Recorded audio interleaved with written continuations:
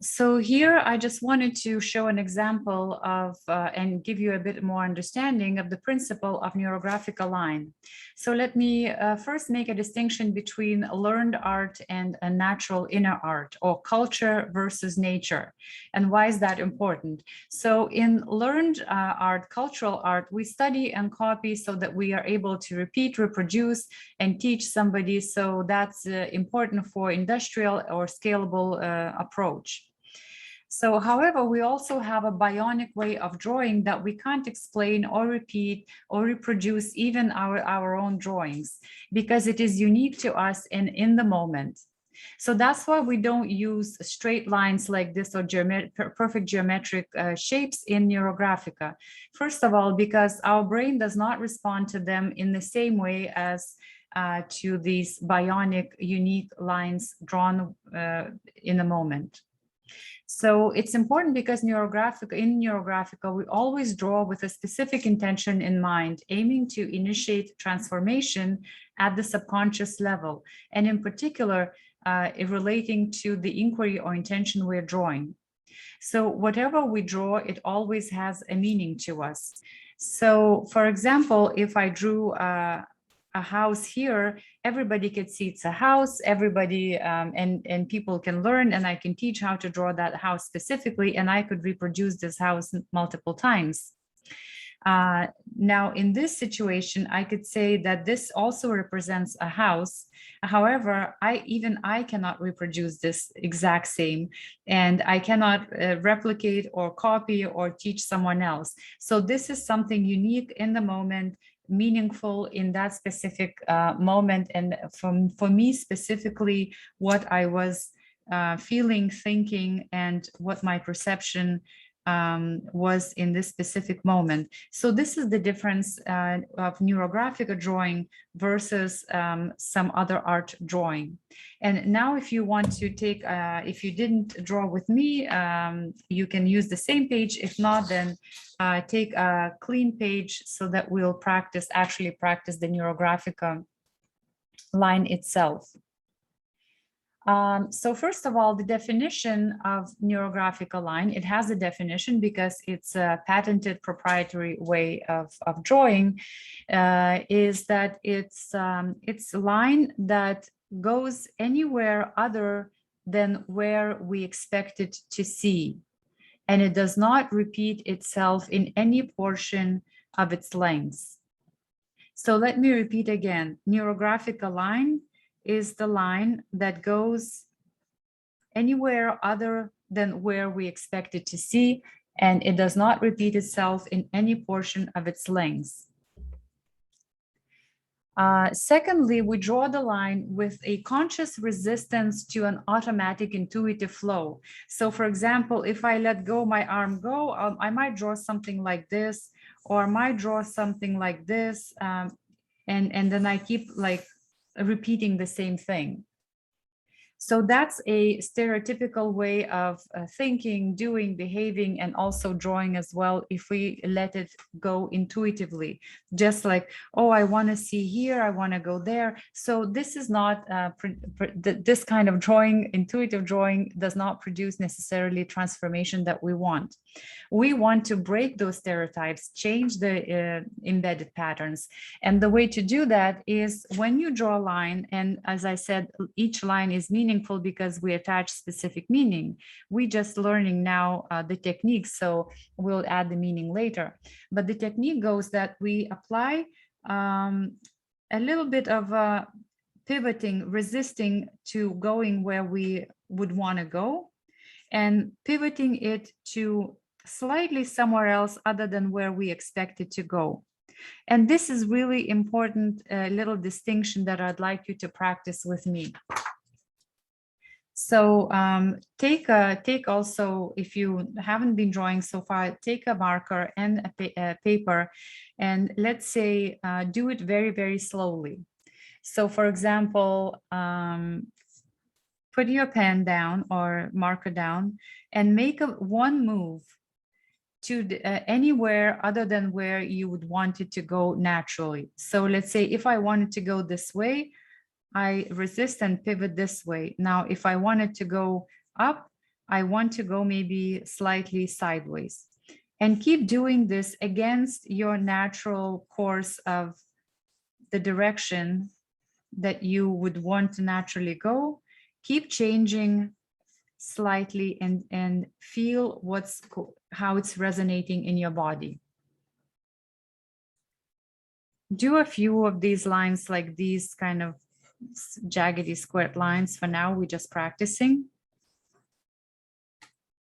Practice a few times so that you have a sense of what it feels like when you change the direction from where you would want it to go without thinking to applying that conscious resistance and conscious awareness by pivoting somewhere that you naturally didn't expect to bring this line.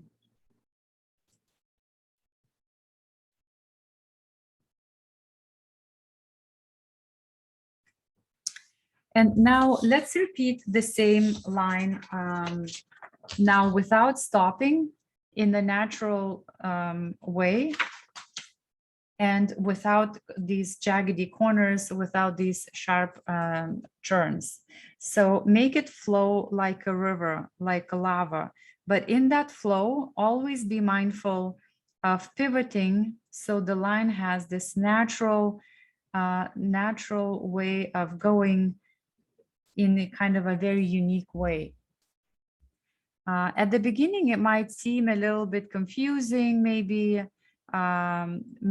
even you might be a little bit irritated, and any irritation is actually a good sign here, because when we pivot from our stereotypical way, a habitual way of being, our ego is not happy. So if you're not happy when you start drawing, it's a good sign.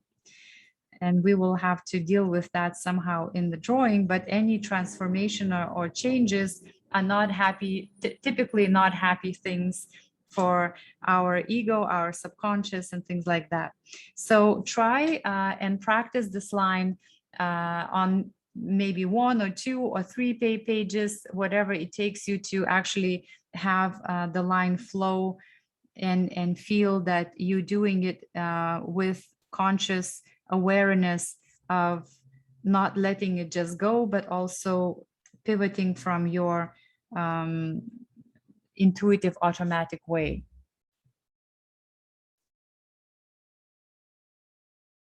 So what happens is, by drawing neurographical lines, we stop running on autopilot. We break those automatic patterns, those stereotypical ways of being, and instead create new possibilities and how we transform. And that's how we transform specific areas in our lives that we're working on in specific drawings. And now let me show you a second proprietary principle, also patented to NeuroGraphica, that defines NeuroGraphica drawing, is a way of connecting those lines by rounding the intersecting corners. And here, probably, I don't know if you see very well, but you could see that anywhere where line intersects, it creates these corners. And I've been rounding them as I go because it's so natural for me that I don't even notice. I do this automatically, but for you, you will have to get used to this. It's a very bizarre maybe way of doing it, but when you connect the lines and fill in these corners, these lines bond. They look like they belong together. They create one narrative, as opposed to going in their own directions and not talking to us. And this also creates a specific pattern that we recognize in our neuron connections. So that's what, similarly to our neuron connections, we also bond these lines. We bind them together. So the way it works, let me do like a really more thicker, more prominent line so that I could show you better. So this is just for demonstration purposes. I created this intersection so you could see better. How we round them. Imagine that you're adding a circle, but without adding a circle, you're just adding a semicircle that touches the touches on the adjacent lines. So I'm doing it like this, and then we fill in all these empty spaces like so, and then we create this beautiful rounding pattern. So this is a very prominent, you see, you can do it a bit more subtly, but this is for demonstration. I did it pretty bold. So the concept behind rounding is eliminating sharpness, which relates to danger and conflict. And remember, what is beautiful to us is considered safe. And a circle is an archetypal shape that represents harmony, safety, relaxation. Therefore, by replacing sharp corners like here with circles, we eliminate danger, making intention, the intention that we're drawing in the drawing, look safe and therefore accepted by our subconscious. Remember, our subconscious drives 95% of our functions, our lives, and so on. So it's kind of important. That's why we're targeting our subconscious for the same reason. So here, for example, what drawing looks like when I finished all the intersecting lines, connecting all the intersecting lines, and you can see that drawing looks pretty nice, beautiful. And I'll show you black and white version here. It looks pretty friendly and soft and nice. So that's what we aiming for. We're aiming for this kind of pattern that we have unique bionic lines, and those lines where they intersect, we connect them by rounding the corners. And so, as you remember, that we draw with a specific intention in mind, and all these attributes of conflict and danger replaced by perception of harmonious and safe space translates into a new perception and reprogramming of the topic in mind, like this. If you saw how it started off, it was very far from how it ended up now looking so pretty. So, for example, think of this as when we perceive something as safe, our subconscious embraces and does not block or prevent the desired transformation. So it seems logical that whatever we draw, when we assign a meaning, our brain perceives as it's real. Subconscious specifically perceives it as happening in reality. So that's how we get this connection. And in drawing this specific way with rounding, we get benefits not only also from the drawing because it's relaxing and meditative, but also reshaping our beliefs and perceptions. And so the drawing, when it brings you to the state of relaxation, it puts us into a state of flow. And we also know, or science also worked a lot in understanding the state of flow. And state of flow means that our mind, our brain is in the theta brain waves. And if you've never heard about brain waves, there's alpha, beta, theta, gamma, and all that. So theta brain waves, usually we reach in deep meditations and so on. In NeuroGraphica, you don't have to sit for hours in meditation, but by drawing these lines and rounding, we bring ourselves to the theta state. And what happens when we in the theta brain waves is that's where healing transformation happens. And anything you wanted to transform and change, you need to get your brain, your mind into that state in order for these things to happen. So that's why creative practices are very powerful and effective. So please practice these, and I'll see you in the next practice video.